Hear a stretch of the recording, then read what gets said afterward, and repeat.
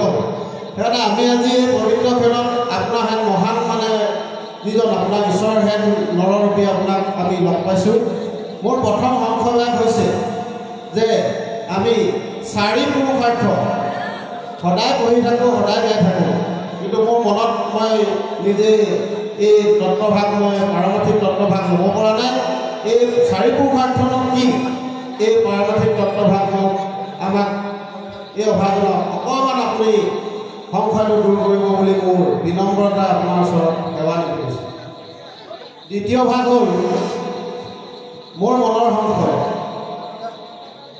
যে টোপনিয়ে মৰণে সমান বুলি আমি এষাৰ কথা আছে শুনিছোঁ সেই হেতুকে আমি যে টোপনিৰ পৰা আহিয়ে শুনি আমি ভাগত পঢ়ি পাৰোঁনে নোৱাৰোঁ এই সংশয় ভাগ আমাৰ ইয়াত কিমান সত্যতা আছে আপুনি সম্পূৰ্ণৰূপে আমাক এই আশীৰ্বাদেৰে আপুনি দূৰ কৰিব বুলি মোৰ এই সেৱাৰ আপোনালৈ নিবেদন কৰিছোঁ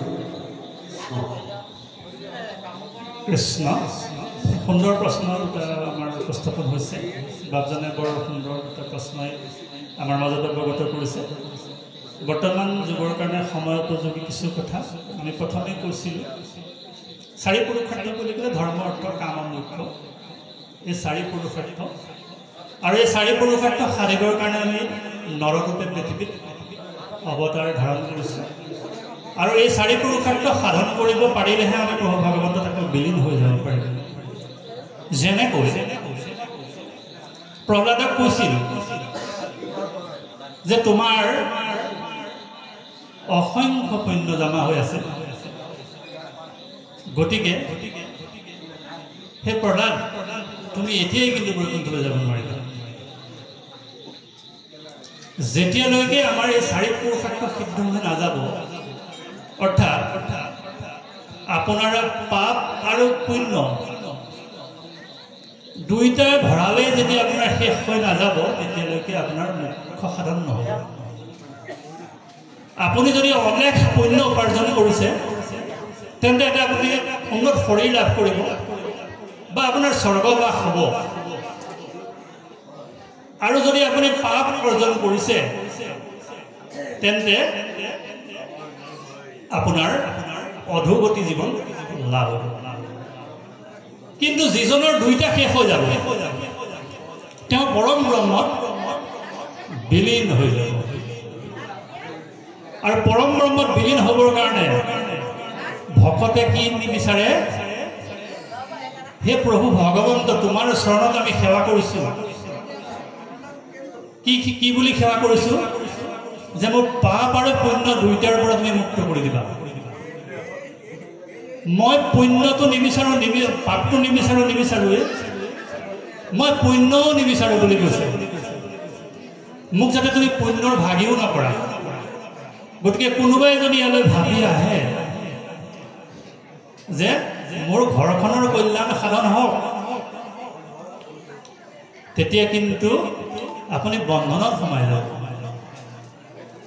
আপুনি প্ৰভু ভগৱন্তৰ ওচৰলৈ নামঘৰলৈ আহোঁতেই প্ৰভু ভগৱন্তই জানে আপুনি কি ভাৱনা লৈ প্ৰভু ভগৱন্তৰ নাম এই গুৰু গৃহলৈ আহিছে বেলেগে আকৌ আপোনাক কৈ দিব নালাগে এতিয়া আমি দেখোঁ যে সমস্তই কিমান হয় কিবা এটা উদ্দেশ্য আগত ৰাখিহে কিন্তু বন্তি জ্বলাইছে যদি ঘৰত চাৰিজন সদস্য আছে চাৰিজন সদস্যৰ হৈ চাৰিভাগ বন্তি প্ৰজ্বলন কৰে 5 ভাগ বন্তি প্ৰজ্বলন কৰে এইটো নহয় প্ৰভু ভগৱন্তই ভাৱনা খায় কি খায় ভাৱনা খায় আপোনাৰ ভাৱটো জানিব বিচাৰে প্ৰভু ভগৱন্ত কৃষ্ণ যেতিয়া দ্বাৰত আপোনাৰ কৌৰৱৰ ৰাজসভালৈ যায় তেতিয়া দুৰ্যোধনে কয় যে মোৰ ৰাজসিংহাসন আছে সেই ৰাজসিংহাসনত তুমি শোৱা তাৰমানে ৰাজ পৰিয়ালত যেনেকৈ এজন ৰজাই যিখিনি আচৰণ কৰে তেনেধৰণৰ ব্যৱস্থাৰে তোমাক ৰাখিব মই বিচাৰোঁ তেতিয়া প্ৰভু ভগৱন্তই কয় যে মই তোমাৰ সেই আতিথ্য গ্ৰহণ কৰিব নোখোজোঁ মই বিদুৰৰ ওচৰলৈকে যাওঁ বিদুৰৰ ঘৰখন এনেকুৱা আপুনি ভিতৰত সোমালে ওপৰৰ তৰা দেখা পাব প্ৰভু ভগৱন্তে ৰাজ আতিথ্য ত্যাগ কৰি কলৈ যায়? বিদুৰৰ ঘৰলৈ যায়। বিদুৰৰ ঘৰলৈ কি কাৰণে যায়? যে বিদুৰে তেখেতক বন্দনা কৰে, তেখেতক ভাল পায়। গতিকে সেই বিদুৰৰ ঘৰতে গৈ থাকেগৈ। বিদুৰে তেখেতক ভক্তি কৰে। এবাৰ সেই আতিথ্য গ্ৰহণ কৰিবলৈ যাওঁতে প্ৰভু ভগৱন্ত বিদুৰৰ ঘৰত ওলালেগৈ। বিদুৰৰ আইগৰাকীয়ে এখন মেখেলা চিলাই আছিল। হঠাৎকৈ প্ৰভু ভগৱন্ত ওলাই গ'ল। ওলোৱাৰ লগে লগে তেওঁ এনেকুৱা এটা পৰিৱেশ হৈ গ'ল যে প্ৰভু ভগৱন্তক এতিয়া কি কৰিব, ক'ত বহাব, ক'ত থ'ব, কি খাবলৈ দিব, কোৱা দি নাপায়। সেই মেখেলাখনকে পাই দিলে প্ৰভু ভগৱন্তক বহিবৰ কাৰণে। প্ৰভু ভগৱন্ত তাতে বহিলে। তাৰপাছত তেওঁৰ ঘৰত বুলিবলৈ অন্য একো নাই। কল আছিলে কেইটামান, যিকেইটা কল পচি গৈছে। তেওঁ কলটোক নিজে খাইছে আৰু বাকলিটো প্ৰভু ভগৱন্তক অৰ্পণ কৰি দিছে। প্ৰভু ভগৱন্তে খাই আছে। সেই মুহূৰ্তত বিদুৰ আহি উপস্থিত হৈছে আইগৰাকীক মাৰি। আৰু যে জগতৰ ঈশ্বৰ যিজনৰ যাক যোগীয়েও ধ্যানত বিচাৰি নাপায়, সেইজন প্ৰভু ভগৱন্ত আমাৰ ঘৰলৈ আহিছে। তই বহিবলৈ দিছ, মেখেলাখন আৰু খাবলৈ দিছ কলৰ বাকলিটো। তেতিয়া প্ৰভু ভগৱন্তই বাৰণ কৰি কৈছে, কি বুলি কৈছে? যে মই তেওঁক কি দিছেতো লক্ষ্য কৰা নাই, তেওঁ মোক কি উদ্দেশ্য লৈ পেলাই, কি উদ্দেশ্য আগত ৰাখি মোক দিছে, সেইটোহে মই খাইছোঁ। তেওঁৰ ভাৱবিলাক খাইছোঁ।